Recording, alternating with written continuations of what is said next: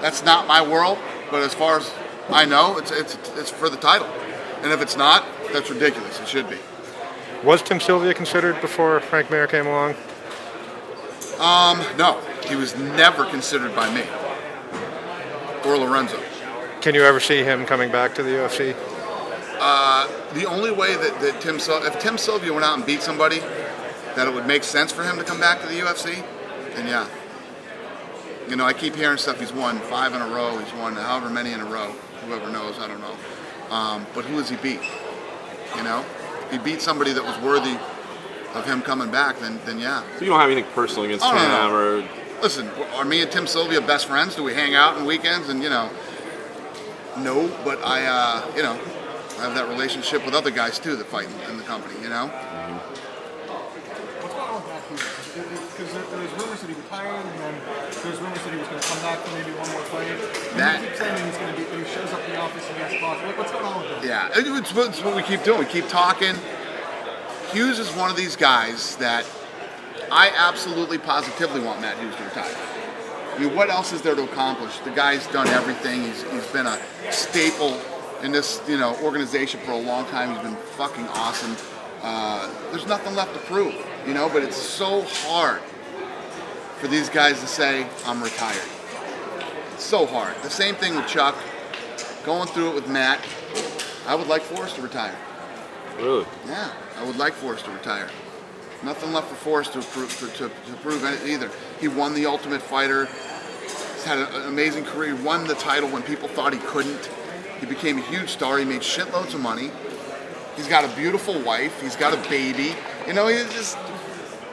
If you don't want to be a world champion and you're still not in the mix, like I call it, why? What's the point? I get it. I get it. It's hard to walk away from walking into the arena with the big crowds and all the shit, but it just there's a point in time when it's just like you've done your thing, man.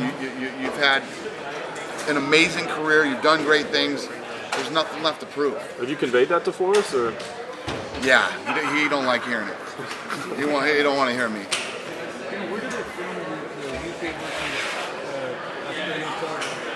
Where did they film it?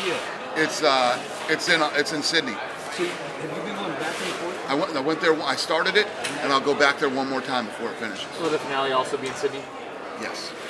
Now, just speaking of Forrest, maybe if he doesn't retire, would you maybe close out that trilogy, close the door with him and Stephen Bonner as maybe being tough coaches, and then having them fight at the finale and just closing that door? No. Nope. And you talked about this going against the Olympics, and it's a challenge. Is that frustrating to you, or is that like, okay, Fox, wants us to be the thing that goes up against them and tries to? Yeah, no, it is what it is. You know what I mean? The Olympics, it's funny. When we were talking about, the Olympics going, I'm like, so, do people really watch the Olympics? I mean, oops. People watch the Olympics. Could you have pushed it back though, or did you then come up against preseason football? Yeah, listen. That's what a lot of people don't realize. Not only pay-per-view dates, but television dates. You're always going up against something, And if it's not on television, it's a movie, or it's this, or it's that. Anything that grabs the attention of 18 to 34-year-old males is our competition. Dana, did you see BJ Penn during UFC 148 weekend? I saw him for like a second backstage at the expo. Some less than flattering pictures of him showed up on the internet that lead people to believe that he's not taking his comeback seriously. I just wondered if you have any thoughts on that. He looked a little chubby. Right. Well, if you look at BJ Penn's career, right, count how many times he was in phenomenal shape. I love BJ. BJ's been a huge star for us for a long time, but I think BJ could have been. He could be up there in the talks with who's the greatest of all time. You know what I mean? I've said it for years about BJ. BJ is fucking tough as nails, has an unbelievable chin, a rock head. I mean, if you look at some of the fights that he's had where he's on the bottom and he's getting smashed, the guy doesn't cut. His skin is like, I don't know what his skin's made out of. You know what I mean? He doesn't cut. He's just this kid that was born and built to fight. And he's crazy like that. BJ's crazy like that. He'll come in and fight. He won't take the fight. The big beef. the big beef with me and him during the George St. Pierre primetime. Remember? When I said, you know, the guy's not doing anything, he's blowing off his training, he's doing this and that, and he got all upset about it, you know? And he'll be all upset about this now, too. That you asked me this and I said that. Is he a Hall of Famer? He's absolutely a Hall of Famer. BJ? Yeah, absolutely. I mean, BJ has been, you know, not only at the time when people were saying that the 55-pounders couldn't headline, you know, pay-per-view events and all this other stuff, BJ Penn became a huge, huge star. Huge star. Yeah. Who's next in the Hall of Fame? I have no idea. No idea. It seems like talking about Hall of Fame, you're going to have a lot of these guys coming in, Noguera, Vanderlei Silva, BJ.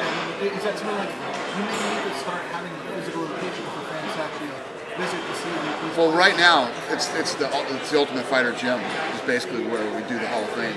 They're all up on the wall in there, and that place actually, that building. Some of you've been there, and others that have been there. It really is like a museum. As you walk through, we have all the jerseys and pictures of the guys from season 1. And all the pictures of them, what they look like when they started, and the season 1 guys are so young. Yeah, they're all signed, and you know, it really has become sort of a, you know, museum. Any chance to open up to the public so your UFC faithful can visit it? Yeah, you know, maybe one of these times during the, you know, fan expo, you know, we would open that thing up and maybe do an autograph signing or do something cool over there. Yeah. Cool guys. Thank you. Thank you. Yeah.